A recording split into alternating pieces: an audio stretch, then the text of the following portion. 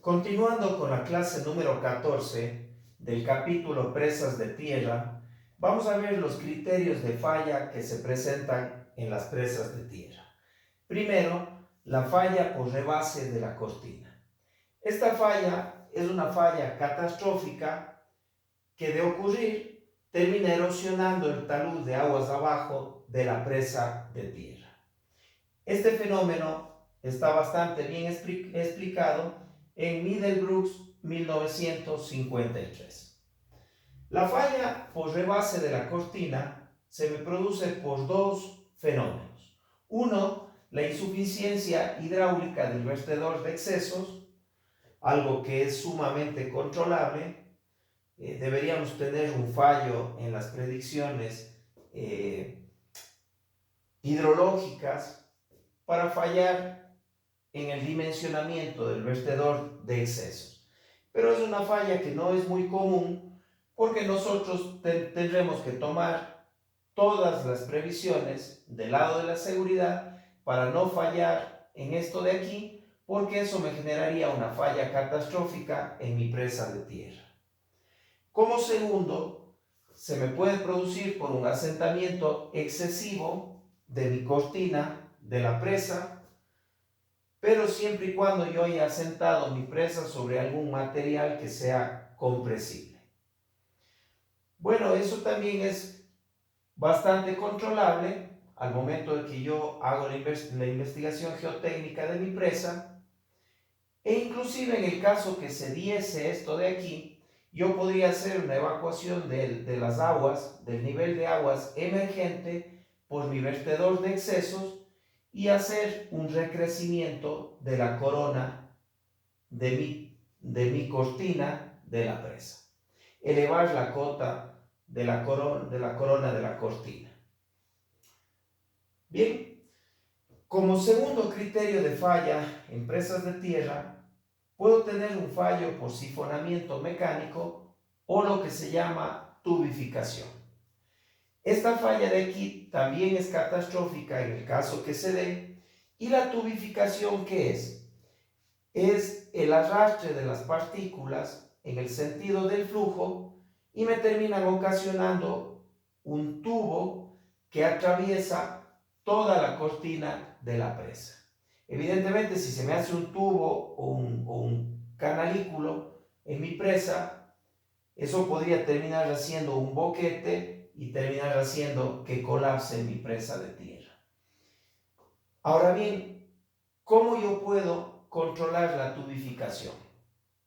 Puedo controlar utilizando materiales que no sean susceptibles al sifonamiento mecánico o la tubificación. De aquí venía lo que habíamos hablado en la clase número 13, que para yo construir una presa de tierra, yo debo disponer en el lugar del proyecto con los materiales adecuados para la construcción de mi presa. Entonces, los suelos que son susceptibles al sifonamiento son aquellos que tienen un índice de plasticidad menor o igual que 6.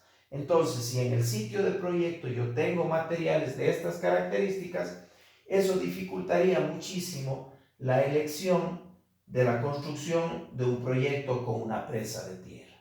Eso podría hacer que tome alternativas de construcción de cualquier otro tipo de presa, más no una presa de tierra. Bien, entonces para cuidarme de este fenómeno, yo debo construir mis presas con suelos que no sean susceptibles a sifonamiento o tubificación, y esos suelos son suelos que tienen índice de plasticidad mayor o igual que el 15%. Con esos suelos se recomendaría para prevenirnos de este fenómeno. Bien, estos suelos se sugiere también compactar con humedades más o menos 2% de la humedad óptima de la energía del Proctor estándar. Bien, otro modo también para evitar el sifonamiento es utilizar filtros graduados. Por eso en la clase número 13 nosotros colocamos filtros en el talud de aguas abajo colocamos filtros en la base, en el cimiento de nuestra presa. Bueno, principalmente el talud de aguas abajo, que sería en donde saldría la filtración del agua, y podría comenzar con un efecto regresivo, generándome tubificación a lo largo de la presa, de la pantalla de mi presa. Bien, utilizando filtros. Y por último, nosotros debemos compactar nuestra presa de tierra alcanzando grados de compactación mayores o iguales al 95% de la energía del Proctor estándar. Bien, todos estos datos técnicos ustedes lo van a comprender muy bien porque vieron en Suelos 1 qué es el índice de plasticidad, vieron teoría de compactación, qué es la humedad óptima y qué es el grado de compactación de un suelo. Bien, como tercera falla que podemos tener en las presas de tierra, tenemos la falla por agrietamiento. Esta también es una falla catastrófica que se me produce por el asentamiento excesivo del terraplén.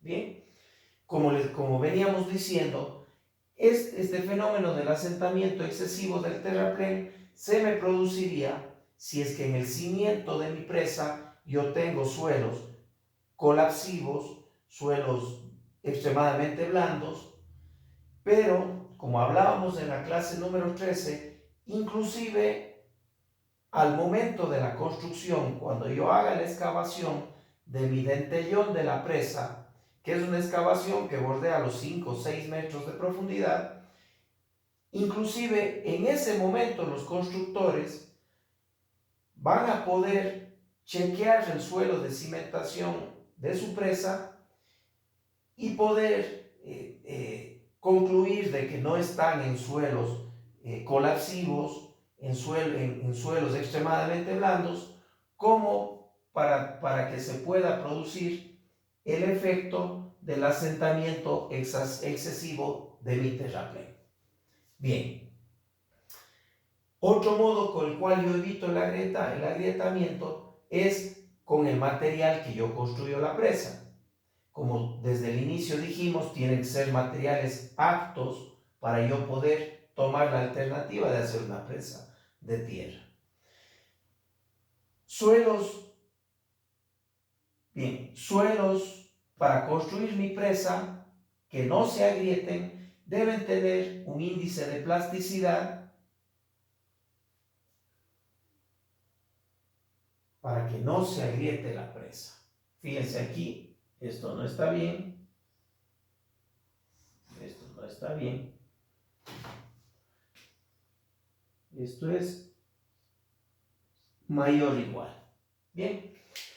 Entonces los suelos, para que no se agrieten la presa, deben tener un índice de plasticidad mayor o igual que el 15%.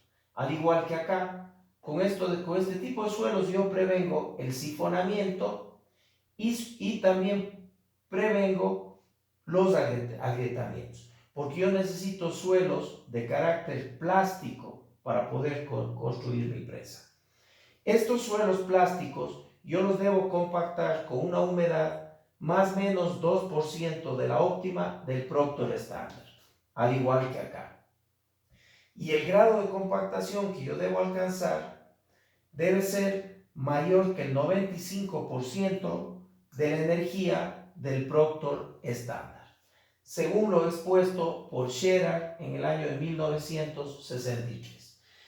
Bien, todo esto que yo estoy diciendo tiene una lógica. ¿Por qué? Porque al utilizar yo materiales plásticos, compactarlos con humedades cercanas a la óptima y únicamente evaluar la compactación con el Proctor estándar, alcanzando más del 95% de compactación, ¿qué estoy yo haciendo? Compactando suelos plásticos con baja energía de compactación. ¿Por qué? Porque yo quiero que mi presa sea una obra flexible. Yo no quiero rigidez en esto de aquí, porque precisamente no quiero que mi presa se me agriete. que se me agriete a causa de asentamientos, que se me agriete a causa de un sismo, esta presa quiero que tenga propiedades flexibles para poder evitar estos agrietamientos.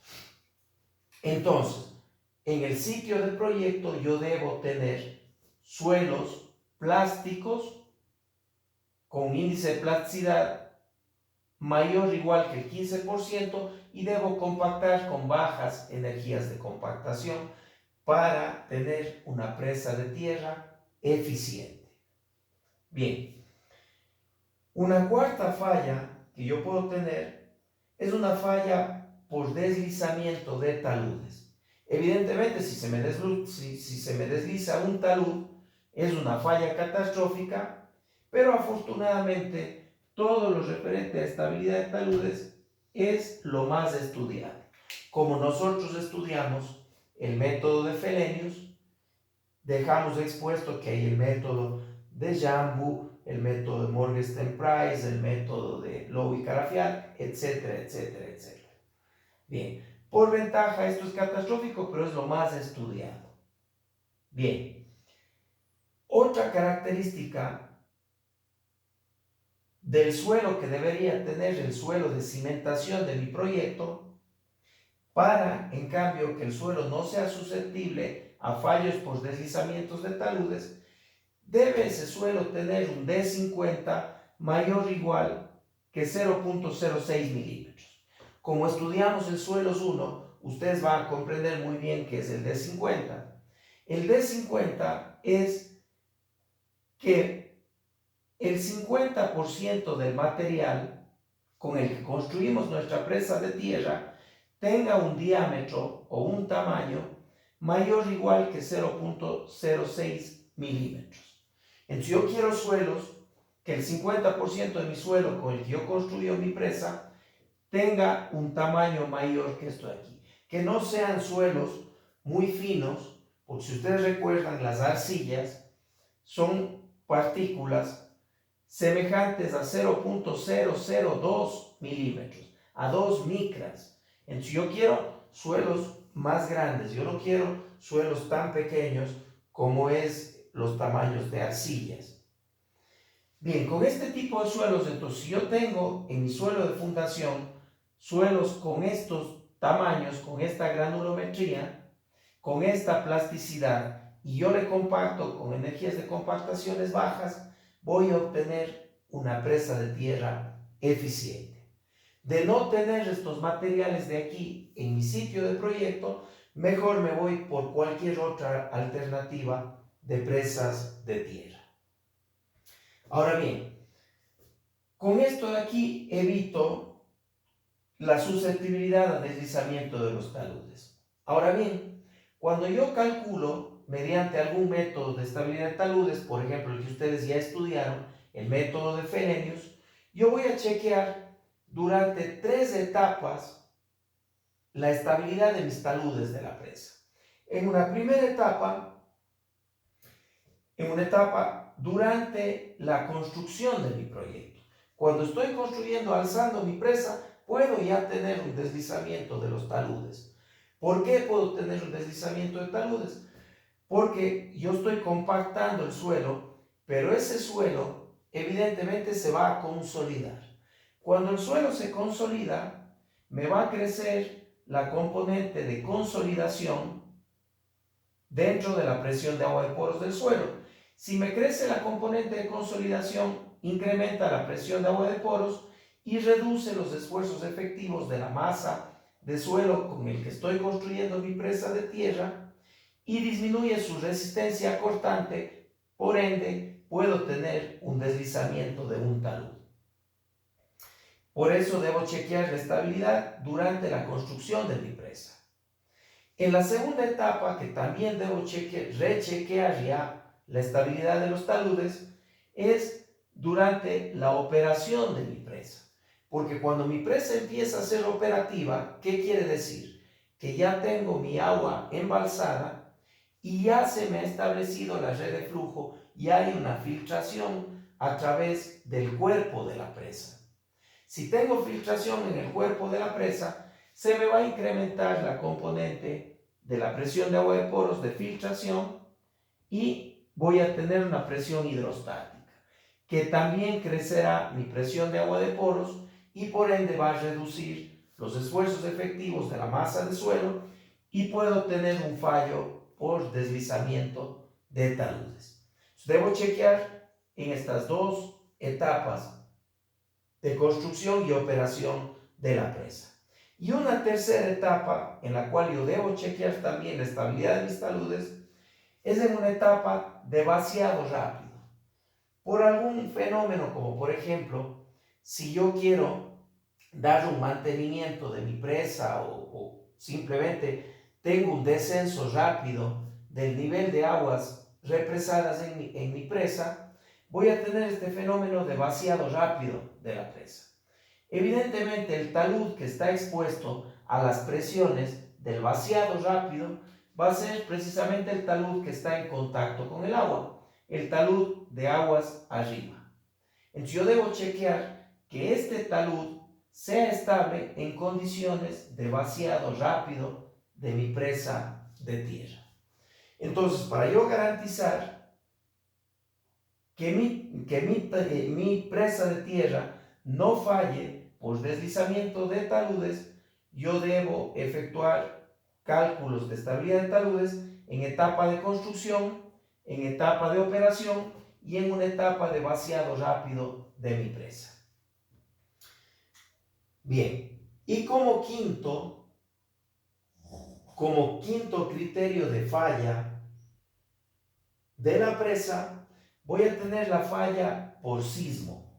Cuando tengo yo una falla por sismo, eso me genera, o bueno, cuando tengo un evento de un sismo, eso me genera agrietamientos en la corona de la presa, porque la corona va a ser la que vibre en un evento sísmico y esa es la que se me va a agrietar. Obviamente, esto no es una falla tan catastrófica. ¿Por qué? Porque en la eventualidad del sismo, bueno, yo puedo, si mi corona quedó agrietada, puedo evacuar el agua por el vertedero de excesos y reparar nuevamente la corona de mi presa. Y puedo volverle operativa nuevamente a mi presa de tierra. Bien. Otro fallo que puedo tener en sismos es el asentamiento de la presa. Como les digo, el asentamiento de la presa se me podría dar siempre y cuando yo no investigue geotécnicamente bien el suelo de cimentación de mi presa. Si es que todo eso ya vinimos descartando desde por acá, muy difícilmente yo voy a tener el asentamiento de la presa por un fallo de la cimentación de mi presa. Voy a tener asentamientos de la presa por acomodamiento, reacomodamiento del material a causa del movimiento sísmico, pero como les digo, yo puedo llegar a recrecer la corona de mi presa, elevar nuevamente la cota a una cota segura para que mi agua embalsada no me genere rebasamientos de la cortina ni nada. Entonces esto de aquí es algo que yo puedo volver a reparar en mi presa de tierra. Bien, y muy raro, fíjense aquí dice, y una eventualidad muy rara sería que por un sismo se me provoque la destrucción total de mi presa. Eso ha habido en el mundo muy pocos casos, porque para suceder eso tengo que tener una licuefacción del suelo de cimentación de mi presa. ¿Qué es la licuefacción? La licuefacción es que a causa del sismo, en suelos poco plásticos, en suelos arenosos poco plásticos, por la vibración, esas arenas que encima están con aguas tan saturadas, pierden resistencia cortante y se hace como que fuese una arena movediza. Entonces, por el sismo, ese suelo pierde resistencia cortante y literalmente mi presa se hunde en estas arenas movedizas. Ese es el único caso catastrófico en un sismo en donde sí la presa se hunde en esas arenas movedizas y evidentemente se acabó la presa.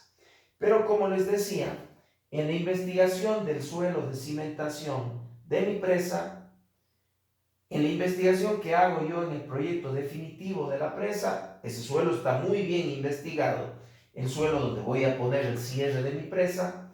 Como segundo, al momento de la excavación en el dentellón de la base de la cortina de la presa, también los constructores vuelven a examinar que sus suelos no posean estas características. Entonces, de ahí es que es un fenómeno muy raro de que suceda. Ahora bien, hemos analizado todos los posibles fallos que puede tener una presa de tierra.